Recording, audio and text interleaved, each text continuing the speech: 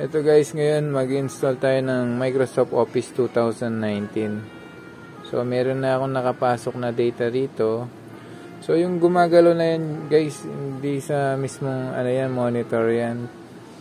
Baga nagre-reflect lang yung parang signal niya through camera, kaya meron siyang glare na ganyan.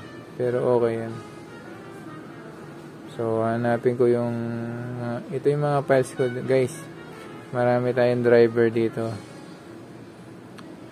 So ito Microsoft 2019 guys. Makikita nyo. So guys, ito Microsoft 2019 yan.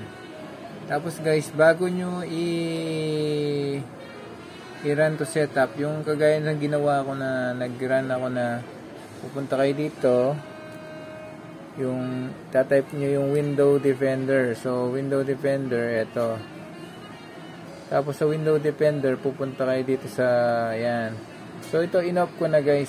Kailangan to naka-off para ma-install yung Microsoft Office nyo. So ito guys. Tapos i-run mo lang siya, double click. Tapos yes. Tapos guys, to mga siguro magwe-wait ka mga 15 to 20 minutes bago ma-install.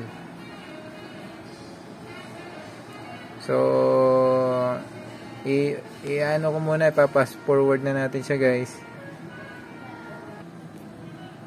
So ayan, malapit na siya matapos.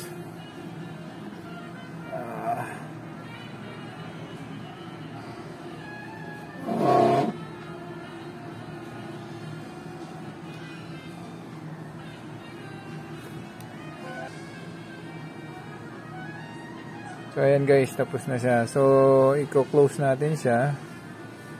I-run natin yung pinaka-crack niya guys. So ito, bago natin i-run, mag-open tayo ng tingnan natin kung meron na siyang application na yun. Ito guys, meron na siyang Word. So open muna natin. Tapos lilitaw yung ganyan guys. So i-X mo lang muna to guys, kasi hindi pa nakakarack yung Word natin. So tapos mag-open ito, accept mo muna to, tapos open mo yung blanco guys. So makikita mo guys, meron siyang restriction na was not been activated.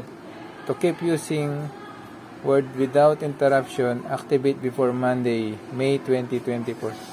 So, yung gagawin natin guys, tatanggalin natin to. Makikita nyo mamaya pag na-activate na, mawawala na to.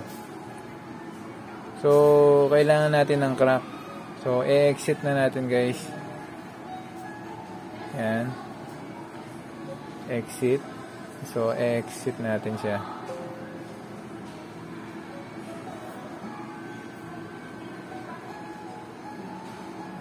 So ayan guys, tapos nyan, i-run natin tong crack nya.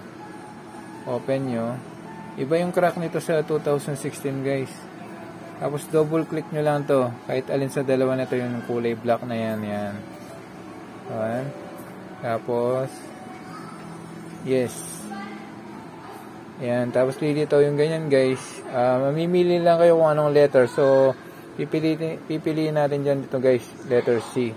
So ano nyo lang, i-click nyo yung letter C. Ayun. Tapos, press any key, guys. Mag-enter ka kahit anong letter. So, click mo lang ng click hanggang matapos siya. Ayan. So, ayan. Bumalik na siya dyan. Tapos, i-X mo na siya. X mo na rin. Tapos, mag-open ka ng Word. Ayan, open mo na tong Word. Makikita mo, wala na siyang, ayan. So, accept mo na lang to. Tapos, open mo tong bagong ayan guys. So, nakikita nyo, wala na yung restriction niya dito. So, okay na siya. Magagamit mo na siya. Huwag mo lang mag-update guys ha. Pag na-update ka, ayun, bibigyan ka na naman niya ng ilan days para trial. So, gagawin mo uninstall mo siya, mag-install ka ulit. Okay guys, ganun lang kadali. Sige, bye. Subscribe ha kung nagustuhan nyo yung paggawa natin. Paki-like and subscribe lang guys. Salamat.